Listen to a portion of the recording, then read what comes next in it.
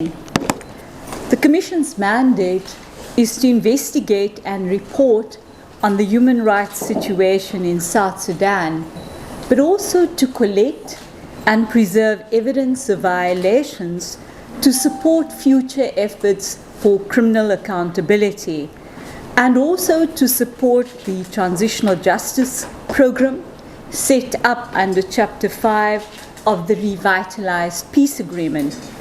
The Commission is required to pay special attention to conflict-related sexual violence and ethnic violence as well. And we are supported by a secretariat which is based in Juba. We are deeply grateful to the government for its cooperation, as well as the access given to the Commission and to our secretariat. Being on the ground, the Secretariat is able to meet with South Sudanese across the country, and our work is therefore primarily informed by the voices of the people across the country's diverse ethnic, geographic, gender, and political spectrums. Our findings give voice and agency to those whose voices are not heard, informing our perspectives on human rights in South Sudan. The Commission is, of course, also tasked in its mandate to ensure and prevent the recurrence of further violations. And in this context, our recommendations to government, the United Nations, and the international community present in South Sudan is really to address the challenges facing the country and to ensure that it does not relapse into conflict again. This week, we had the opportunity to meet with the President, the First Vice President, cabinet members of the Transitional Government of National Unity, as well as the Speaker of the Transitional Legislative Assembly. We noted with appreciation that last week, South Sudan concluded the process of joining several core international human rights treaties, and if implemented, they will provide a framework for human rights protections. In documenting violations and gathering information, the Commission has met with victims and survivors of gross human rights violations arising from the ongoing violence and conflict, many of whom are deeply traumatized by their recent experiences.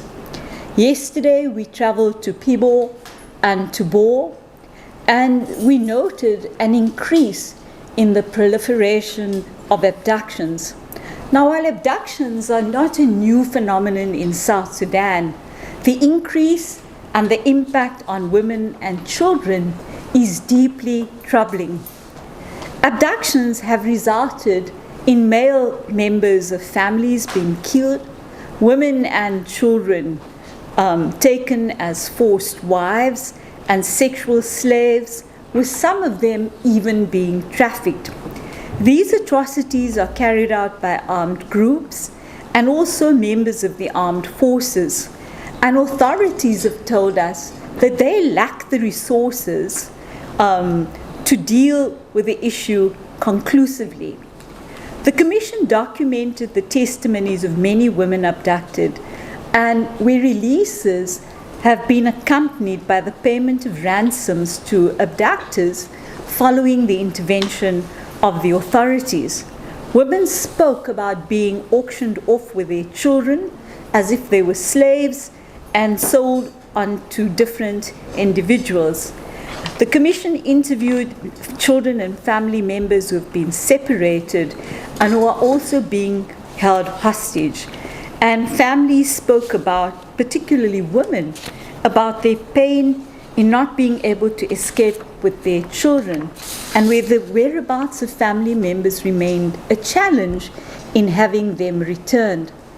Now, perpetrators of these abductions need to be held accountable, given that the demand and payment of ransoms constitutes corruption and criminal collusion, and the abductions themselves amount to a serious international crime. But the payment of ransoms also provides perpetrators with an incentive to continue abductions, and that deepens impunity in the country. Tackling sexual and gender-based violence in South Sudan and addressing human rights violations requires addressing impunity. If not, it simply encourages perpetrators to believe that they can actually get away with it. The Commission has also engaged with the United Nations country team, the humanitarians, with UNMISS, and the revitalized Joint Monitoring and Evaluation Commission. We've also held meetings with African Union member states and diplomats from the Troika, and today we meet the European Union. The Commission met with members of South Sudan's diverse civil society, and we have raised with government the need to protect freedom of association and assembly and to provide civic space. We also called upon the government to ensure that the media can operate free from censorship and intimidation, and we stressed that the opening of civic space is critical and important for democratic processes, including the upcoming electoral process, constitution making, and finalizing the transitional justice processes. We also raised the issue of pre-trial detention and the rendition of individuals from across South Sudan's border. We believe that the government is obliged under its treaty law and domestic law to create a conducive environment for these processes, many of which remain outstanding. In this context, security is critical, as are freedom of expression and assembly, and the voices of civil society and the media and many political voices need to be heard. But security requires that the unification of the armed forces and their deployment be completed. The government also has to establish an independent functioning justice system all over the country, which ensures that judges and prosecutors are present and accessible to local people. The government must demonstrate political will and recommit to the 2021 Action Plan for the Armed Forces on addressing conflict-related sexual violence. This expired 6 weeks ago. It must also abide by its treaty obligations, including the recently signed Maputo Protocol.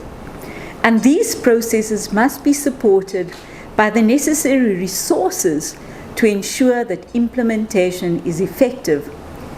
In our work, we've also noted that the subnational conflicts recur and persist across the country, and large numbers of killings, rapes, and massacres of civilians are going unchecked. And that further demonstrates that if impunity is not addressed, these violations will persist. During our discussions, serious concerns were raised with us about key provisions in the revitalized agreement, which will need to be implemented before the December 2024 elections. The revitalized agreement, in our view, is a pathway to sustainable peace to which signatories have committed themselves to. It is about addressing issues of governance, addressing impunity, and building accountability, laying the foundations for sustainable peace. But core aspects of the agreement have yet to be implemented. And as said before, this includes the unification of forces, the development of a permanent constitution, the establishment of the 3 justice institutions, or transitional justice institutions, all of which are intended to build new systems of governance and public institutions. While the government has begun to deal with the Commission on Truth, Healing and Reconciliation, as well as the Compensation and Reparations Authority, with the bills now before the legislature, to be frank, Nothing has been done regarding the establishment of the hybrid court, which is also a key pillar in building accountability. Impunity is rife in South Sudan and requires that it be addressed. If we are to ensure non-recurrence of the violence and conflict, as we have seen in South Sudan's past history, South Sudan is at a crucial point in its history and has the opportunity to build a new country in which all its citizens are able to enjoy their rights, irrespective of ethnic, religious, political, and gender differences. The government should, at all levels, be able to work for all. But this requires that the critical issue of security be addressed and that the requisite institutions in terms of the revitalized peace agreement have to be put in place to ensure that there is no risk following elections that the country may return to conflict like in 2013 and 2015. So thank you, and I'm going to ask my colleague, Mr.